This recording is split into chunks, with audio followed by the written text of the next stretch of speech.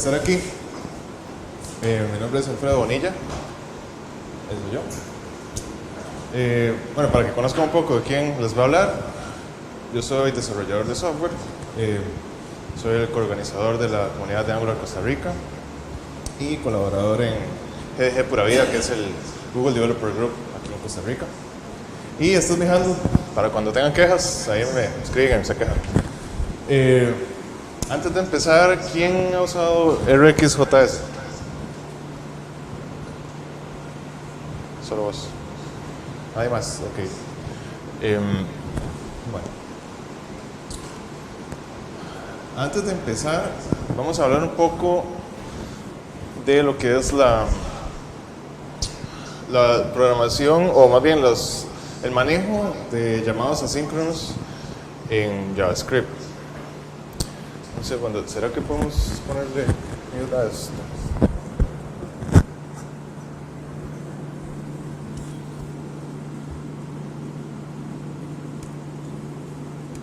Ya. Me distraigo. Ok. Les decía, antes de empezar a hablar de programación reactiva, ¿verdad? Que es todo un tema, es un paradigma, y antes de empezar a hablar de RX, que además es un conjunto de herramientas que tenemos para la programación reactiva, vamos a hablar un poco del manejo de los llamados asíncronos en JavaScript. Buenas. Entonces,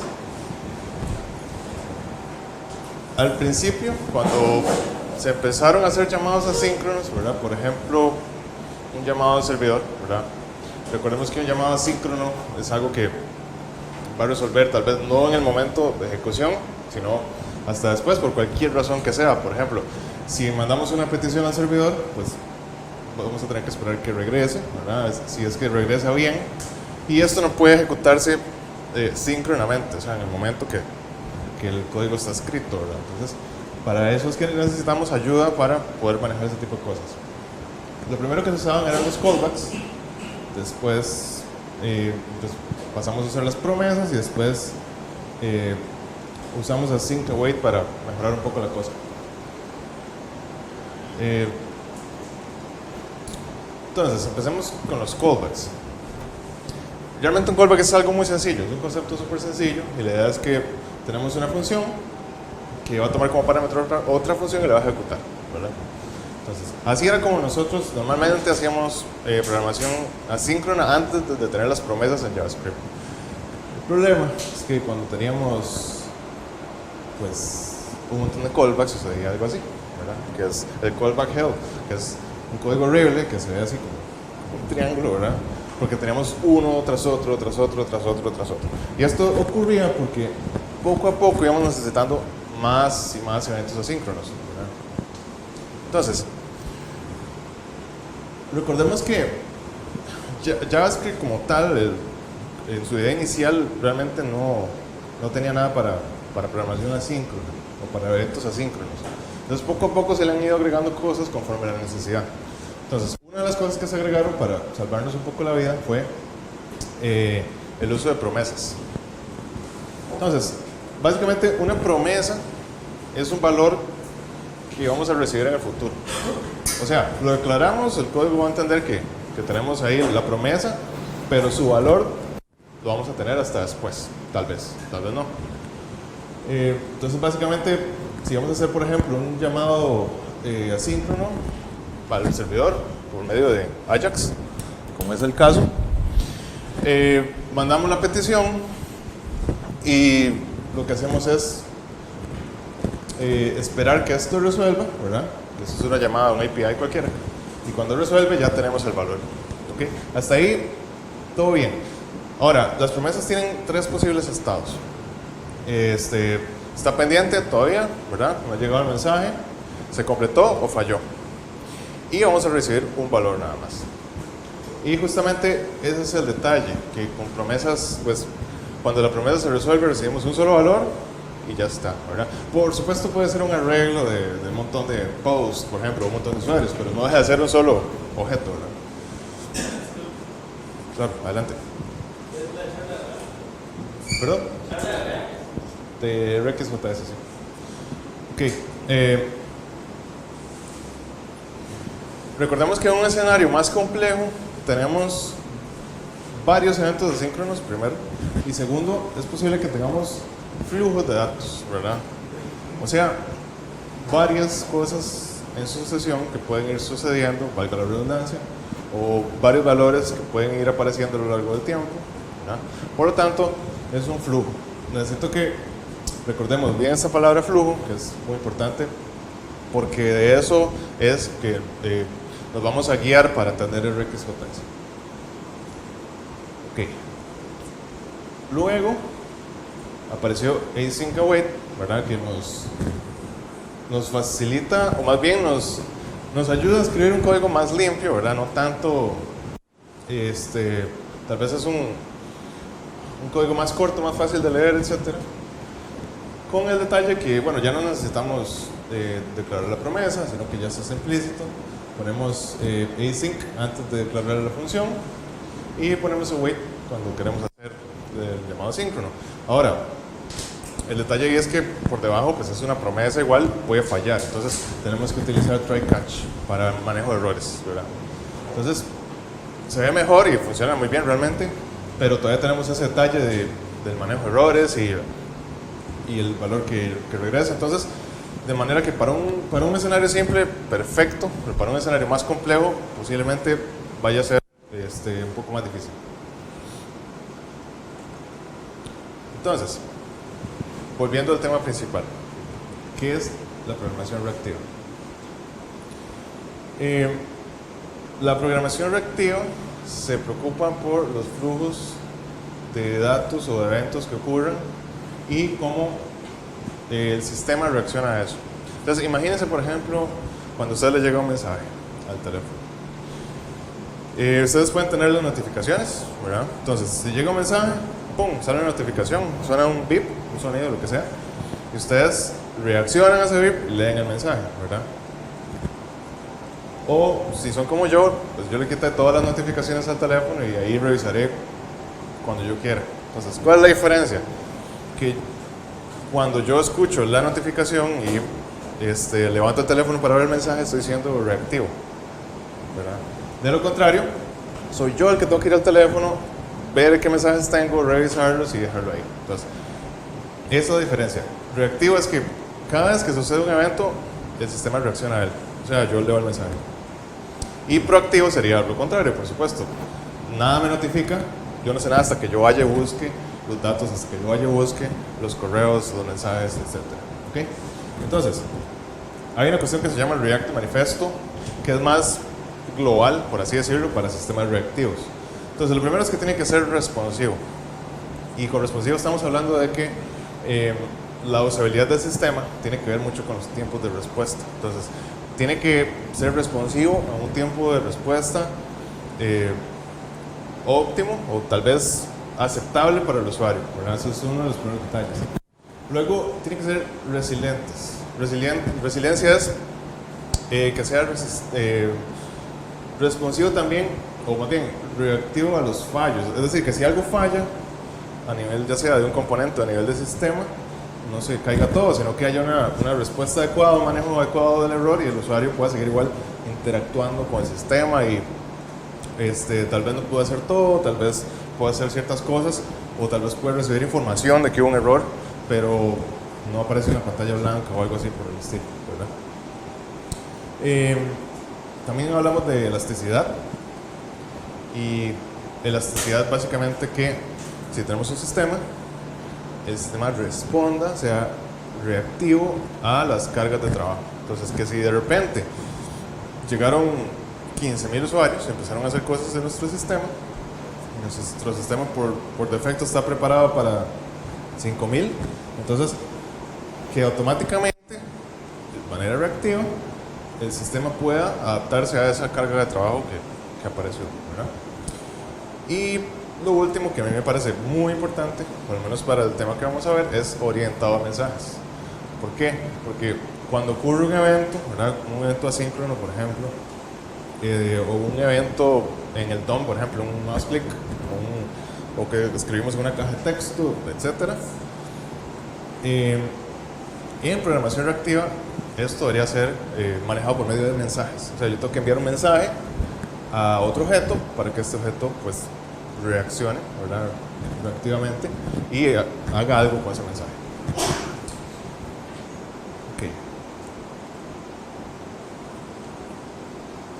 Entonces, de vuelta a los flujos o streams, más conocidos como streams. Un stream, un flujo, veámoslo como, por ejemplo, un array, ¿verdad? Un array de valores que van a ir o se van a ir resolviendo durante el tiempo, ¿verdad? En el futuro. Los streams no están disponibles en el momento de ejecución, o sea, son asíncronos. Y pueden ser varias cosas, ¿verdad? Puede ser, como les dije, un evento del DOM, cualquiera que sea. Puede ser una animación. Recordemos que una animación es una secuencia de cosas que suceden en el tiempo. Entonces, algo que sucede en una animación puede ser, o varias cosas que suceden en la animación, puede ser un flujo de datos. Puede ser un llamado de servidor, ¿verdad? Por supuesto. Imagínense también, por ejemplo, un escenario WebSockets. ¿Han usado WebSockets? ¿Saben lo que son WebSockets? Ok, algunos, bueno. Con WebSockets yo siempre tengo una conexión directa con el servidor. No es como cuando yo hago un request HTTP, que yo envío un request, espero la respuesta, sino que con WebSockets yo abro un canal y estoy constantemente escuchando, ¿verdad? Mensajes, de hecho es el mismo patrón, ¿verdad? Estoy escuchando los mensajes y si sucede algo nuevo en mi servidor, por ejemplo, entonces yo recibo la notificación y hago algo con esa notificación en mi aplicación. Por ejemplo, una aplicación de chat. Es así, digamos. Si otro usuario escribe, ese mensaje va al servidor, aparece un check, ¿verdad? Cuando llega al servidor, se procesa, se me envía un mensaje a mí como cliente, aparece el doble check, ¿verdad? Y ahí tenemos la comunicación. Entonces, esos mensajes de chat también es un stream. Ahora, RxJS. Realmente la programación reactiva no es nada nuevo, ¿verdad? No es algo que apareció ayer, de hecho lleva bastante tiempo. Y los patrones que vamos a ver ahorita llevan más tiempo todavía, no es nada nuevo. Sin embargo, yo creo que el hecho que el RxJS ahora sea tal vez más popular es porque ahora las interfaces, las aplicaciones son mucho más complejas, ¿verdad? Bastante más complejas, hay muchos más eventos sucediendo. Los usuarios esperan una experiencia mucho más interactiva, ¿verdad? De cosas que sucedan cuando el usuario las quiere ver, las quiere ejecutar, ¿verdad? Y no necesariamente como se hacía hace muchos años de recargar toda la página, ese tipo de cosas, ¿verdad? Entonces, Rx realmente es una implementación para JavaScript de las Reactive Extensions, que fue un proyecto que desarrolló este señor, Eric Meyer, en Microsoft hace 10 años, y que nació porque ellos estaban tratando de utilizar C# básicamente para todo, como para poder desplegar aplicaciones tanto en web como en servidor o como en escritorio, ¿verdad? Entonces, en ese experimento, por ciertos eventos que tenían que hacer con la parte web, ¿verdad? Con JavaScript, empezaron a darse cuenta de que era útil tal vez usar el patrón reactivo, ¿verdad? Y escuchar los mensajes y manejar los eventos asíncronos de cierta manera, y pues crearon poco a poco las Reactive Extensions, que bueno, ahora vamos a ver más adelante que RxJS, Reactive Extensions, tienen un montón de cosas y es producto de estas cosas que ellos estaban tratando de hacer. Ahora, Reactive Extensions existe para un montón de lenguajes, para Java, para Ruby, para PHP, para Go, ¿verdad? Casi lo que ustedes quieran. Y pues RxJS es simplemente la implementación para JavaScript. Sin embargo, todos los patrones y los operadores también están disponibles en otros lenguajes. Esto es muy importante. RxJS es una librería para trabajar con streams, que ya estamos claros que es un stream, por medio del uso de observables. Observables es la palabra clave ahí, que parece como una palabra súper sofisticada, pero ya vamos a ver que es muy simple. Básicamente, y esta definición me gustó porque me ayuda mucho a entender, es como el Lodash, pero de los eventos asíncronos. Entonces vamos a ver que no solo no solo vamos a trabajar con programación reactiva, sino que realmente eso es programación funcional reactiva. O sea, vamos a ver un montón de cosas de programación funcional, funciones tal vez que ustedes ya conocen de JavaScript como map, reduce, ¿verdad? Filter, cosas que son programación funcional, pero no orientadas a un arreglo, sino orientadas a los eventos que van sucediendo asíncronamente a través del tiempo.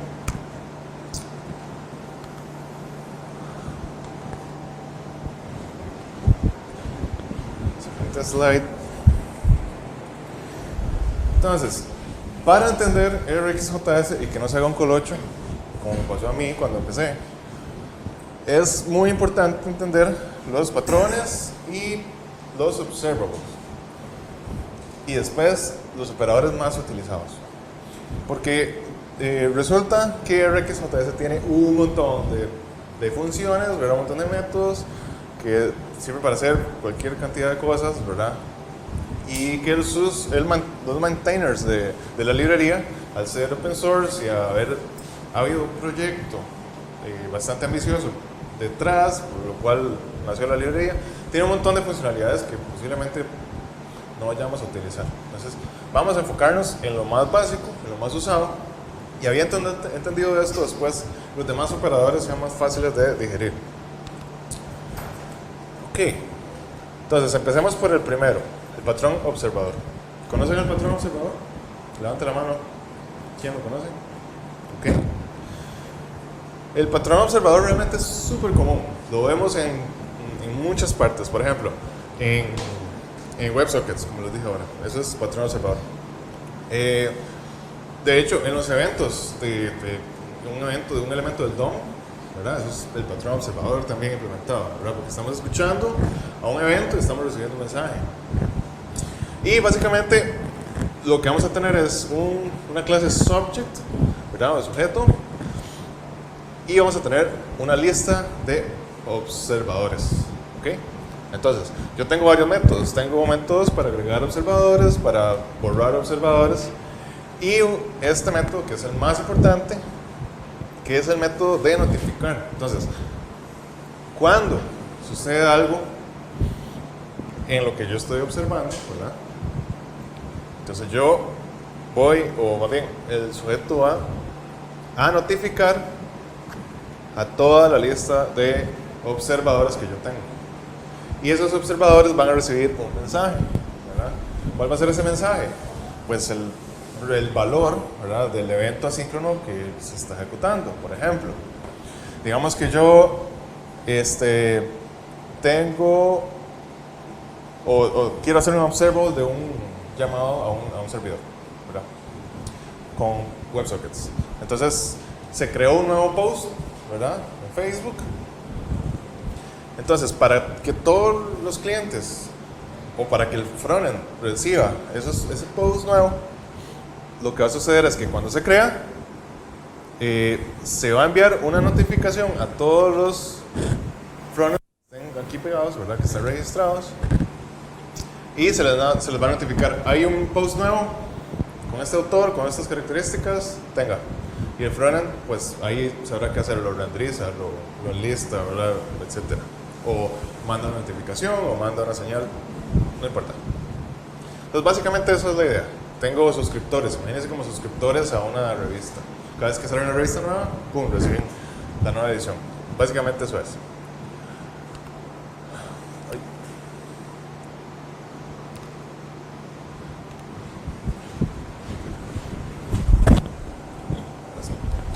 Entonces, básicamente implementado, lo que tenemos es pues un par de observadores, ¿verdad?, que serían como los que están esperando los mensajes.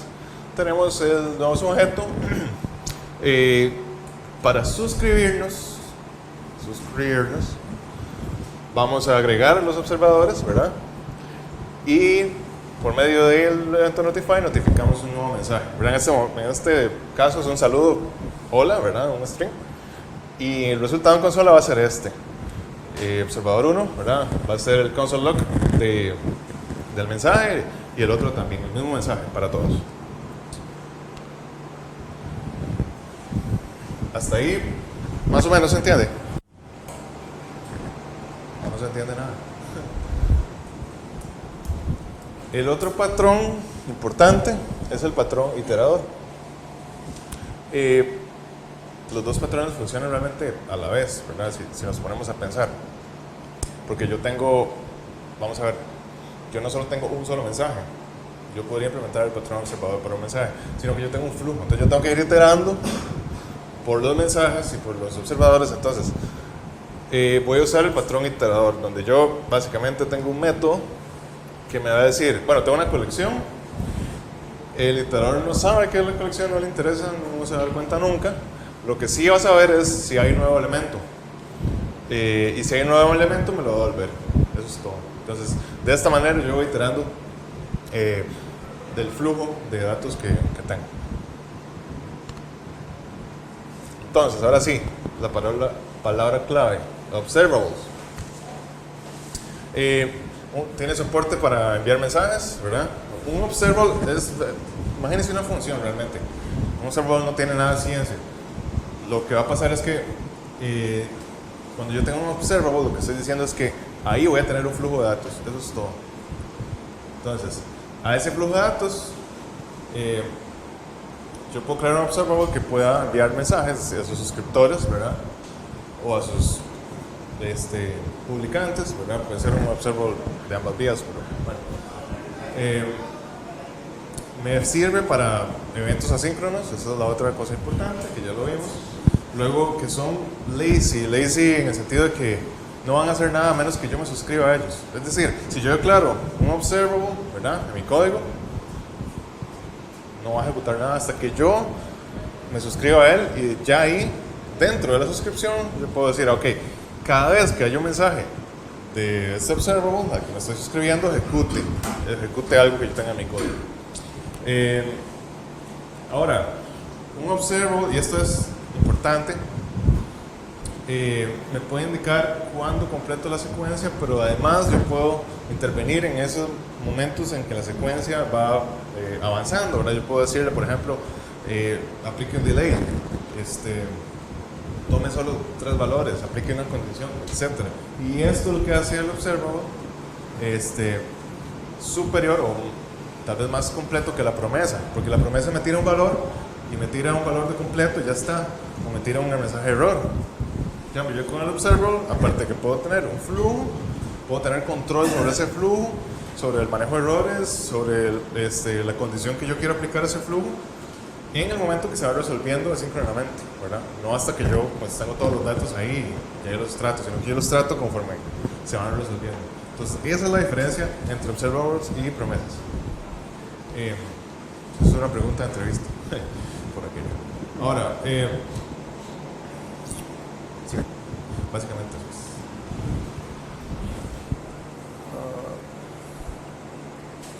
es. Ok. Entonces, dentro de RxJS, esto ya es RxJS, pero ahorita vamos a ver pues, los operadores y las cosas que tenemos, pero básicamente RxJS es una librería, yo la voy a importar, ¿verdad? Y lo primero que voy a hacer es, en este caso, pues tengo un link, ¿verdad? Tenemos un link donde lo cliqué y tengo un observer, ¿verdad? Este observer realmente es una interfaz, pero aquí digamos que lo estoy implementando para que sea visible.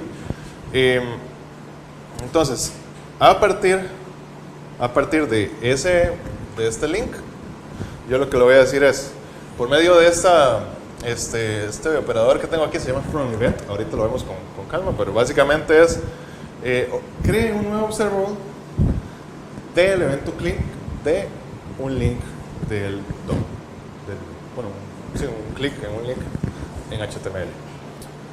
Entonces, ¿eso qué significa? Que cada vez que yo cliqueo, o si yo cliqueo 5 veces, él va a interpretar los 5 clics aquí, ¿verdad? Y si yo me suscribo a este observable, entonces, cada vez que yo hago clic en ese link, voy a obtener un mensaje, ¿verdad? ¿Qué hago con ese mensaje? No sé, puedo enviar el evento para sacarle información al objeto de evento, ¿verdad? Por sacarle, por ejemplo, el value del target, o puedo sacarle lo que yo quiera. Pero básicamente esa es la idea. Aquí mi stream de datos, mi flujo de datos van a ser las veces que yo cliqué en el link. Puedo hacer, por ejemplo, un hover ningún elemento. Entonces cada vez que yo le paso por encima, pues cada vez que paso por encima va a ser un flujo de varios eventos. Entonces yo puedo decirle, ok, de ese objeto evento que viene cada vez que yo hago hover, lo obtengo aquí como mensaje, y ya que lo obtengo puedo reaccionar a él, puedo obtener las coordenadas y pintar, no sé, una línea, ¿verdad? Por ejemplo, un punto, más bien, en cada coordenada. Entonces puedo dibujar una línea con solo hacer hover con el mouse. Ese tipo de cosas son las que podría ir haciendo. Entonces, de nuevo, recapitulando, yo siempre voy a crear un observable, y ese observable me voy a suscribir, y dentro de la suscripción puedo hacer lo que yo necesite. Sí, 5 minutos. Ok. Creo que nos vamos a tener que apurar un montón. Bueno. Y a través del tiempo, ¿verdad? Existen estos diagramas de visualización, y así es como lo vamos a ver. Entonces, por ejemplo, si yo puedo crear observables de muchas cosas. Por ejemplo, aquí voy a crear un observable de una regla, que es uno de los operadores. Entonces, le puedo poner un delay, digamos, tíreme un elemento de ese arreglo cada 5 segundos. Entonces, cada 5 segundos, en la línea de tiempo, se va a ver así. Esto se llama un diagrama de canicas, o RX Marbles, que ahí está el sitio. Después yo posteo la presentación, ahí lo pueden ver. Pero básicamente yo puedo ver la ejecución de los observables como pequeños círculos a través del tiempo, un diagrama de canicas.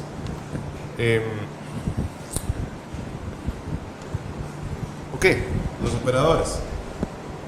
Tenemos el operador create, ¿verdad? Que básicamente con esto creamos un nuevo observable y podemos decirle los valores que queremos que se emitan en ese observable, ¿verdad? Creamos el observable desde cero, observable.create, y por medio del método next, recuerdan el método next que habíamos implementado, enviamos o notificamos valores. Entonces, si nos suscribimos a este observable que hicimos aquí, básicamente lo que vamos a tener es este hola y después este mundo, porque esos van a ser los valores que se van a ir streameando en el flujo. Spoiler. Ok, tenemos el operador from, que me permite hacer observables desde arreglos, por ejemplo, ¿verdad? O desde llamados asíncronos al servidor. Entonces, en este caso, igual, ¿verdad? Yo como observable de este arreglo, y cuando me suscribo, me sale primero este, después este, después este, después este, así en orden. Tengo también from event, que fue el primer ejemplo, que es básicamente, yo puedo decirle, cree un observable de cualquier evento en el document. Un click, un hover, ¿verdad? Un mouse, cualquier cosa. Ahora, tengo también operadores para manejar ese flujo con programación funcional. Y aquí es donde realmente está el potencial de RxJS. Porque el detalle es que esto es muy sencillo con estos eventos, ¿verdad? Pues es un ejemplo para entender la librería. Pero realmente lo que va a suceder y donde esto va a ser realmente potente es cuando yo tengo un montón de flujos, ¿verdad? Un montón de eventos, ¿verdad? Un montón de filtros para una tabla, para resultados, o varios mensajes llegando. Imagínense, por ejemplo, un carrito de compras, y el carrito de compras tiene validaciones. Entonces, entran las validaciones, tengo que ver, entran también los nuevos precios. Entonces, ese montón de flujos de datos mezclados yo tengo que manejarlos de alguna manera. Con RxJS yo puedo elegir cómo los voy a manejar. Entonces, bueno, filter es la misma función filter de JavaScript o de Lodash. Entonces, básicamente, si cumple con el condicional, nada más me va a volver los resultados en el tiempo que cumplen con ese condicional. O sea, va llegando, por ejemplo, va llegando el 2, no es mayor que 10, no devuelve nada. Llega el 30, es mayor que 10, entonces me devuelve 30, el 22, etc. ¿no? Filter común y corriente, pero asíncrono. Tengo la función map, que es básicamente igual, ¿verdad? Funciona exactamente igual que la función de JavaScript. Y lo que va a hacer es pues, devolverme un nuevo arreglo basado en los datos del flujo.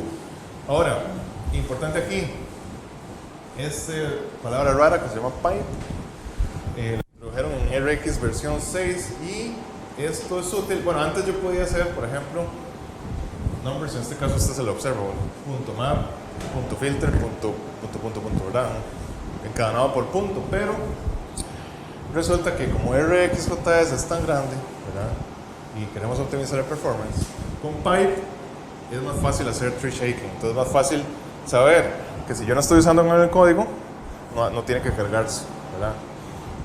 Entonces eso ayuda al pipe, ayuda al tree shaking, y es lo mismo, en vez de encadenar todo con punto, yo meto todo dentro del pipe y se ejecuta igual. Esa es la razón de esto. Pero bueno, a nivel de, digamos, de map, tengo aquí que de este stream, cada vez que llega un valor, multiplíquemelo por 10 y me vuelve ese resultado. Entonces, 1, pues 10, 20, 30, etc.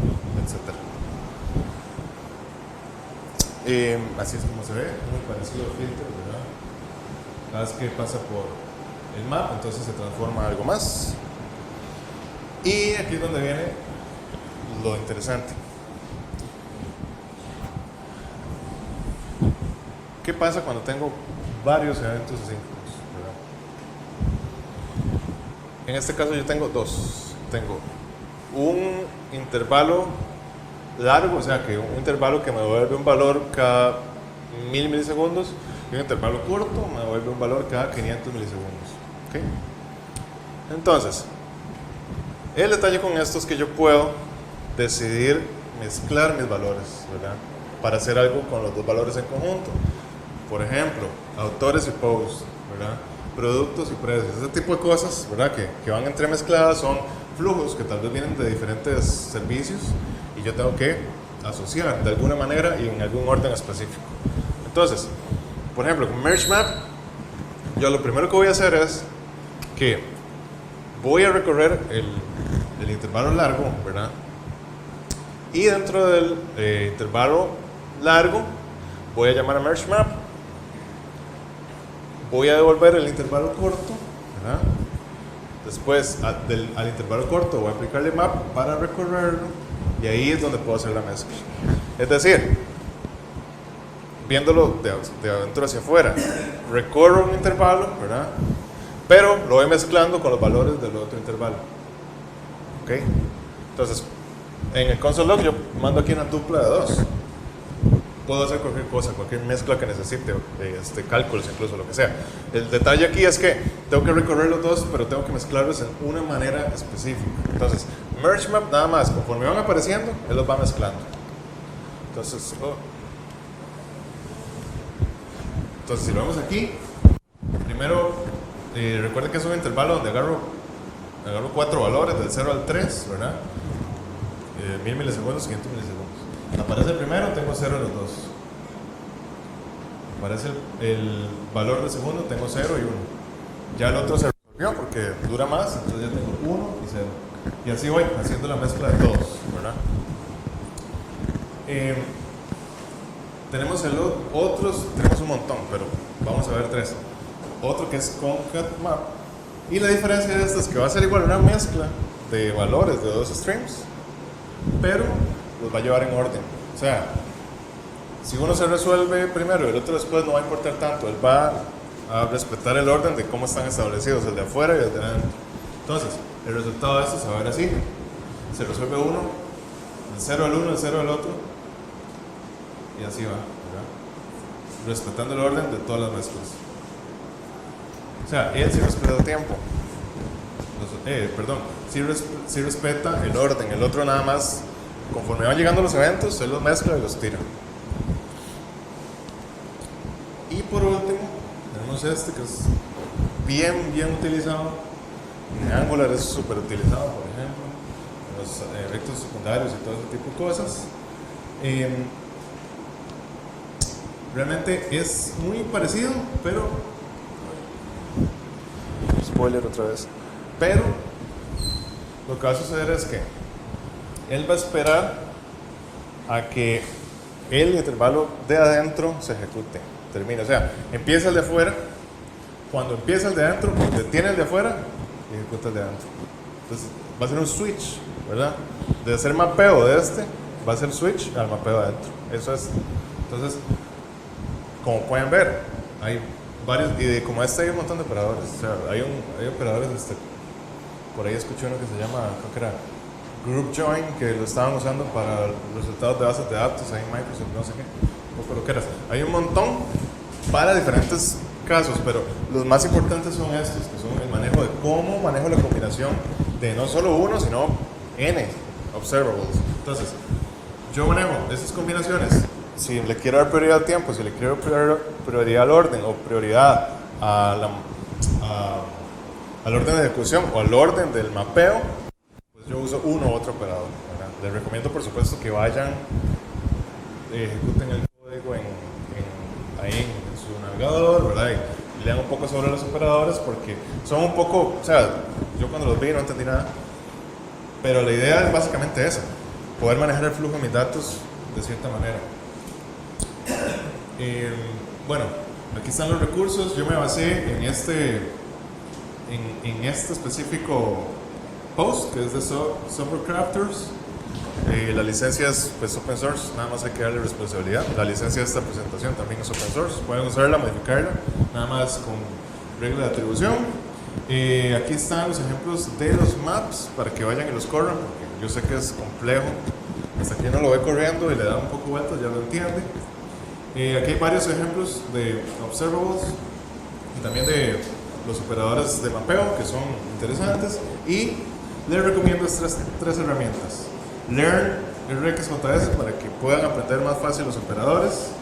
RxViz, que es gráficos de marbles, ¿verdad? De canicas, de ciertos códigos de ejemplo, ¿verdad? Ciertos casos de uso, es bastante ilustrativo. Y RxMarbles, que también son gráficos, pero de los operadores. Entonces, cada operador tiene su gráfico de cómo se resuelve y ellos tienen ejemplos aquí. Es mucho más fácil verlo con dibujos que tratar de imaginárselo.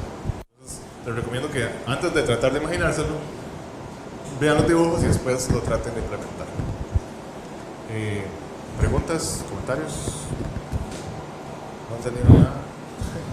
No los culparía, es denso, yo sé, pero bueno, cualquier cosa, si ahorita no tienen preguntas, pero tienen preguntas después, me pueden buscar en Twitter, en GitHub, en Facebook, donde quieran, me escriben y yo, si no lo sé, ahí lo buscamos juntos. Y eso sería. Muchas gracias.